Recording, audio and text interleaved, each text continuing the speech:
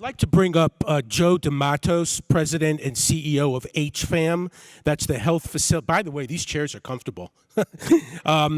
He's the President and CEO of HFAM, Health Facilities Association of Maryland, the volunteer trade association representing the majority of post-acute and long-term care providers in our great state. Before we start with Joe, a fun fact about Joe. Joe is from Hawaii. Joe, who's over here, is a graduate of the University of Hawaii, and Joe is a past president of the University of Hawaii Alumni Association.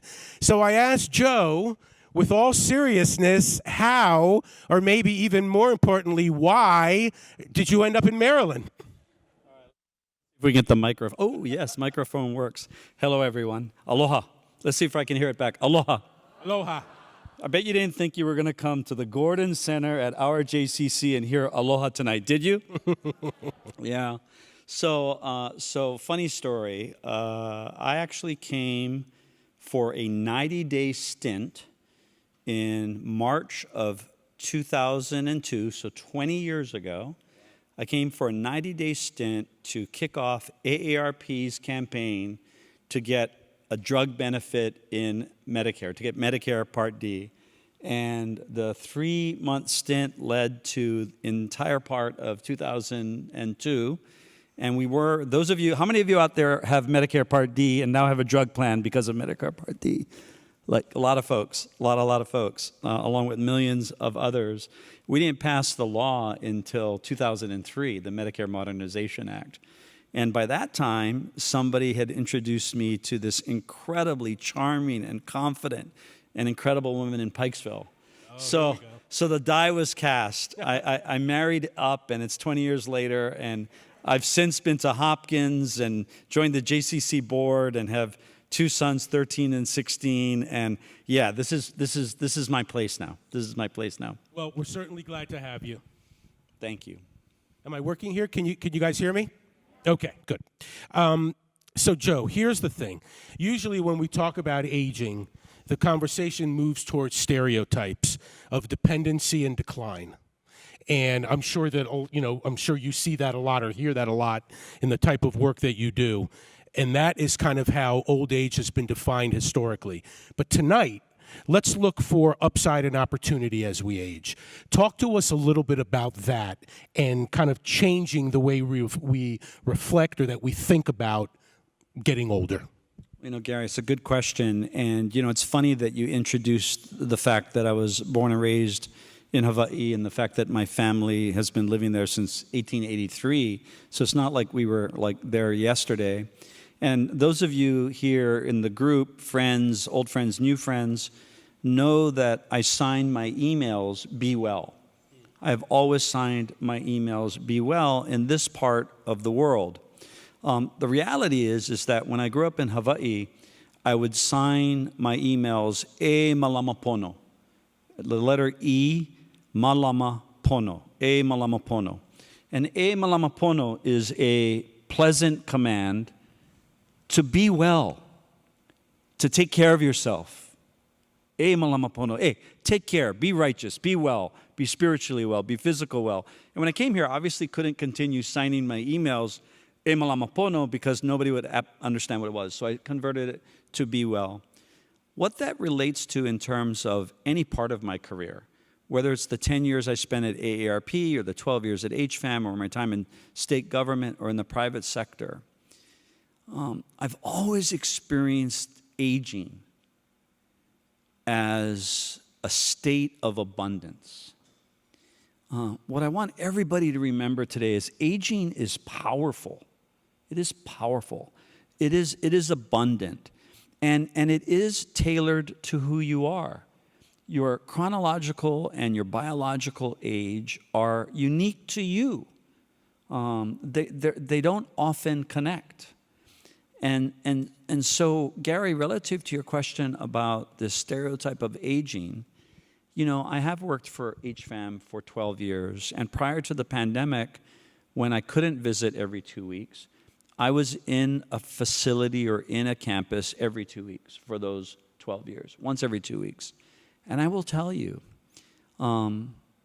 the staff, the family, the residents, the patients, they all had different chronological age. They all had different biological age. They all had different abilities. In many cases, the people that lived there, in most cases, in the vast majority of cases, the people that lived there needed to live there because what they were experiencing on their individual journey. But here's the punchline I want everybody to remember here tonight, and that is this.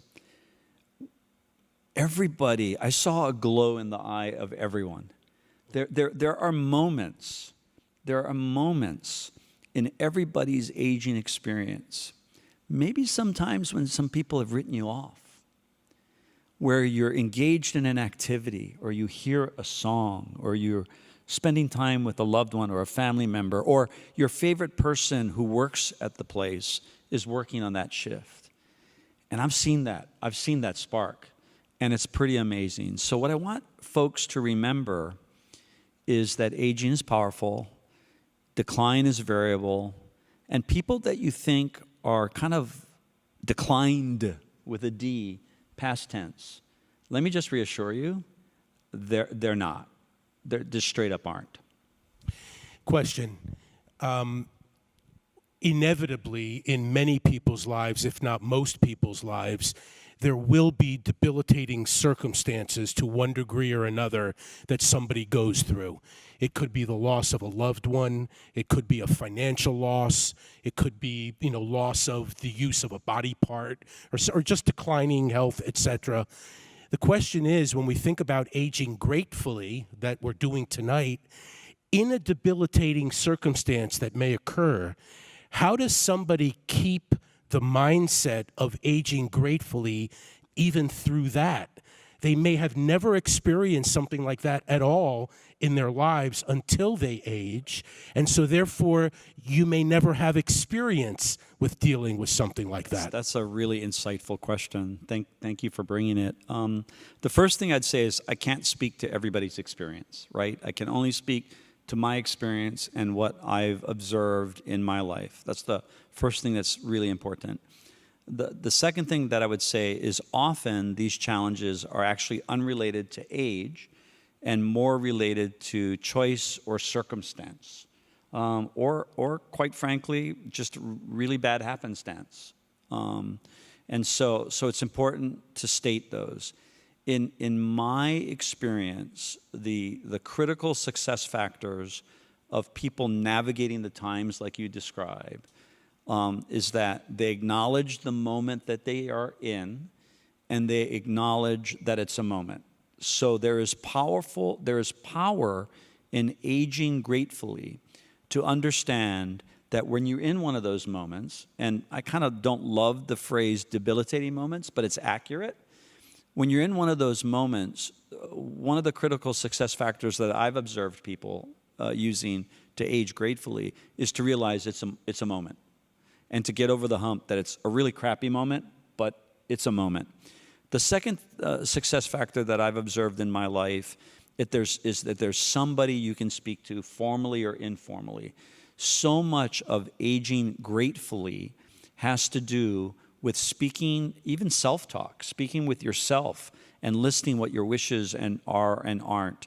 And if you're fortunate enough to have a loved one in your life, a partner, a spouse, to have that discussion. And if you're fortunate enough to have kids or grandkids or extended family or a dear friend, second critical success factor is understanding through self-talk and the speaking with others that communication and engagement and working it through is key.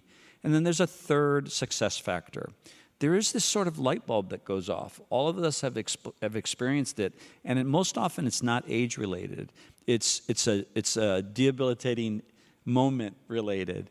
We have that moment where we realize that it is a moment, and we realize that from the inability in that moment has grown an ability.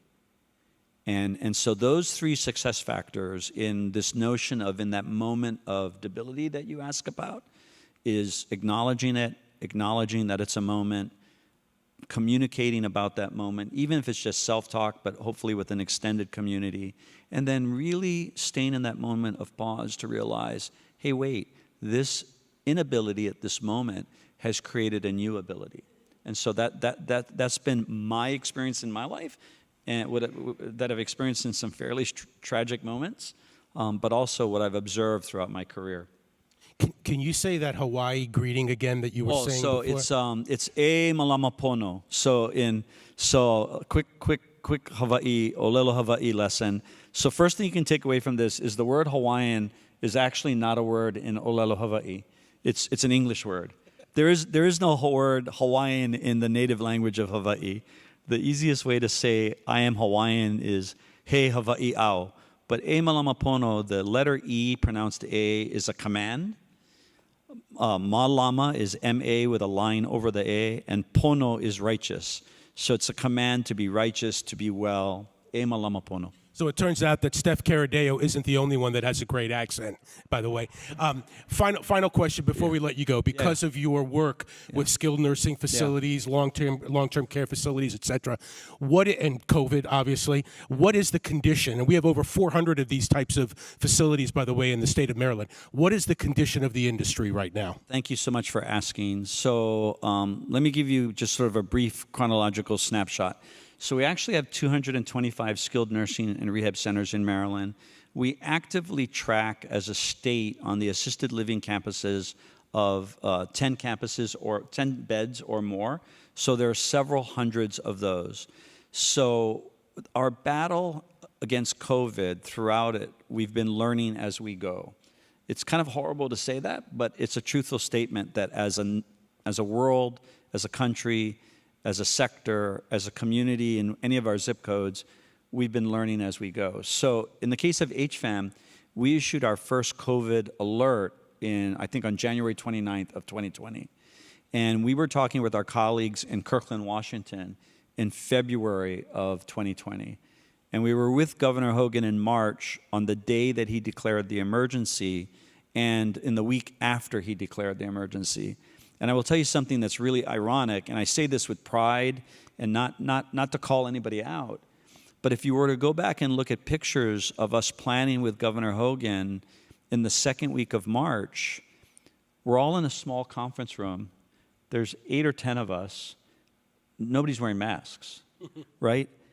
Because we didn't know what we didn't know at that moment in the crisis. What we knew at that time about COVID, which turned out not to be true in late March, early April, was about half the cases are asymptomatic, right? So we were still dealing with COVID in the first week of March in the world and in the country and in Maryland as a disease that we could track, a virus we could track based on your symptoms.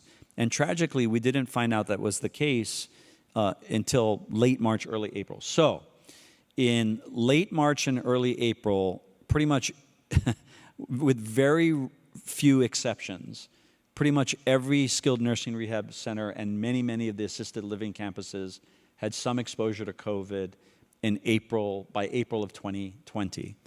People remember that initial surge, but actually the later surge in December 2020 to April 2021 was actually a worse and more deadly surge.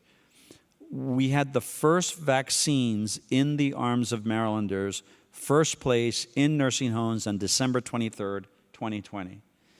I share that because vaccines work. They save lives. They were a game changer in healthcare. In January to April 2020, December to February 2021, people died. Disproportionately, much more people. Fast forward to today, when we first rolled out the vaccine, we had one of the highest vaccination rates in the country in terms of nursing homes, about 90% of our residents and patients, about 80% of our staffs. We had one of the largest community vaccination rates in the country. They are, of course, outliers, but ours was one of the best in the country. What does that all mean today? Today we're experiencing a spike, not a surge, right now. This spike is going to get worse in the next 2 weeks. It will go up, and I think like previous spikes, as opposed to surges, it will go down. So you will see an increase in the percentage of COVID in the next 2 or 3 weeks, but thankfully people are not dying. So where does that leave us in the several hundred skilled nursing and rehab the several hundred assisted living campuses that we track on, and the 225 nursing homes that we track on? As of this morning, there are cases in 12 nursing homes in Maryland. 12.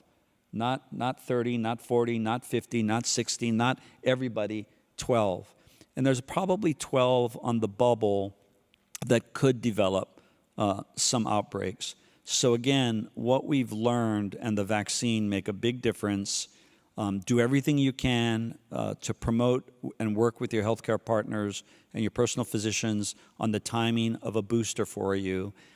Be prudent in your behaviors and realize that we're probably going to see spikes like this in the foreseeable future, but we are much, much, much better today than we were a year ago.